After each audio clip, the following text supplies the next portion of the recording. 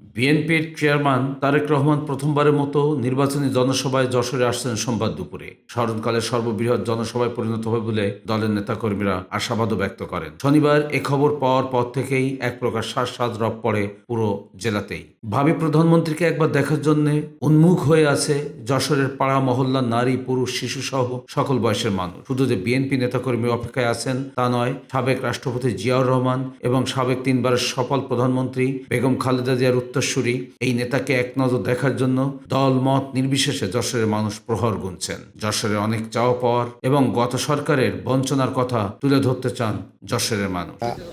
আমাদের তারেক রহমানের আগমনে আমরা আনন্দিত যশোরবাসী, এবং তার কাছে আমাদের প্রত্যাশা সামনে যখন সে প্রধানমন্ত্রী হবে আমাদের যশোরকে সিটি কর্পোরেশন পূর্ণাঙ্গ রূপে বাস্তবায়ন করার জন্য তার কাছে আমাদের প্রত্যাশা থাকবে। অনেক কিছুই আমাদের আছে, অনেক কিছু হয়নি এখনো পর্যন্ত। আমি সরকার করিনি, এগুলো বলেছে করবো, বাস্তবায়ন করবো, কিন্তু করে নাই। কিন্তু আমরা চাচ্ছি যে তারেক যে আসুক, আমাদের এখানে একটু উন্নত করুক। আর সবথেকে বড় কথা, আমরা মা বোনেরা কেউ টাউনে যে দেখতে পেতাম না, তাকে একটু বড় প্রতীক্ষার আশায় ছিলাম। আমার তো খুবই ভালো লাগছে, আমার এলাকার যে বন্ধু বান্ধব রয়েছে তাদেরও খুবই ভালো লাগছে। সবাই রয়েছে আশেপাশে, দেখেন সবার মুখে হাসি রয়েছে, সবার মুখে খুবই ভালো লাগছে যে আমাদের নেতা আমাদের এখানে আসবে।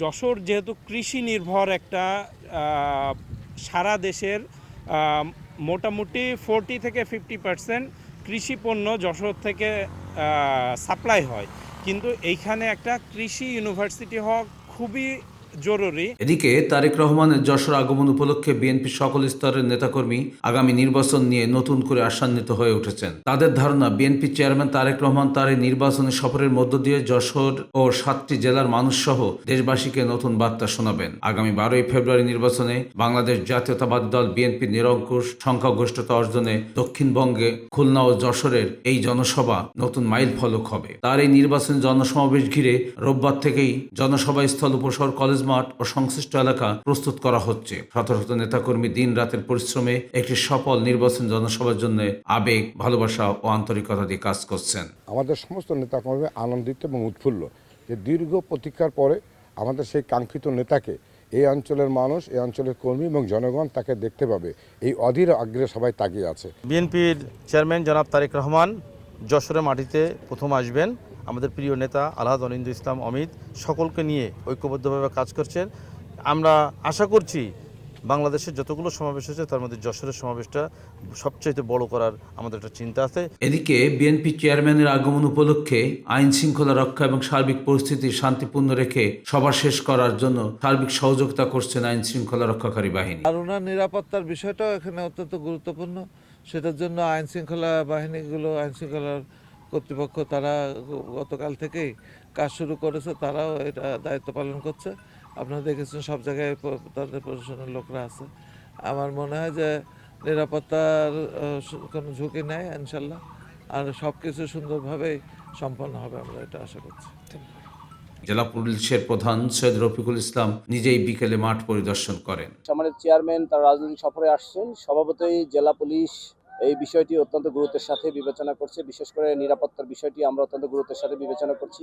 তো আমরা জেলা পুলিশ 3 স্তরে এখানে নিরাপত্তা বিধান করবো। যেখানে হেলিপ্যাডে যেখানে উনি ল্যান্ড করবেন সেই জায়গা নিরাপত্তা আমাদের ইউনিফর্ম পুলিশ এটি নিরাপত্তা বিধান করবেন।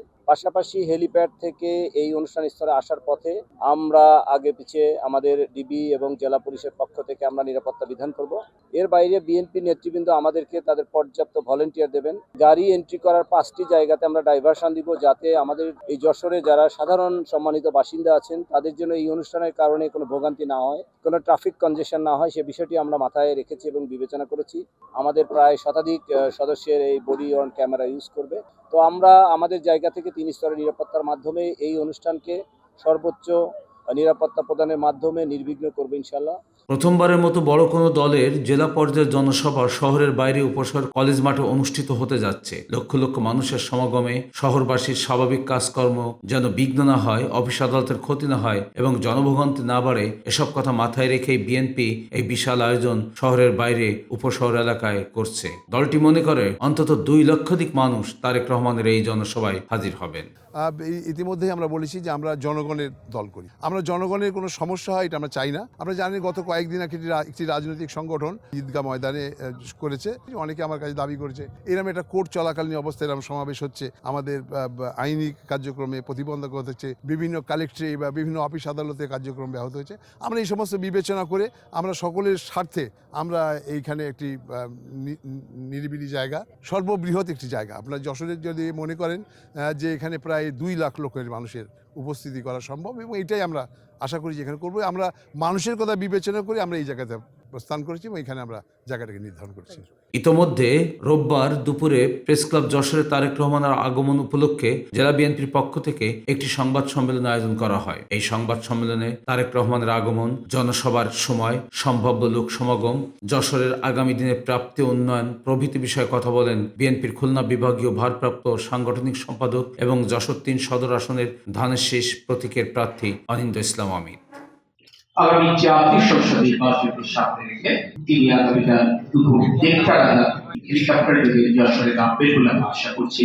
স্বল্প সময়ের জন্য তিনি আসবেন এবং এই 1 ঘন্টা সফরে তিনি যশোর, নড়াইল, ঝিনাইদহ, মাগুরা, চুয়াডাঙ্গা, কুষ্টিয়া, মেহেরপুর এই 7টি জেলার ধানের শীষ প্রতীকের প্রার্থীদের পরিচয় করিয়ে দেবেন এবং আগামী দিনে বিএনপি যদি জনগণের ভোটে নির্বাচিত হতে পারে সেক্ষেত্রে বিএনপির কর্মপরিকল্পনা অর্থাৎ দেশ গঠনে, জাতি গঠনে এবং বিভিন্ন সমাজের শ্রেণী পেশার মানুষকে নিয়ে বিএনপির ভাবনা কিন্তু হবে।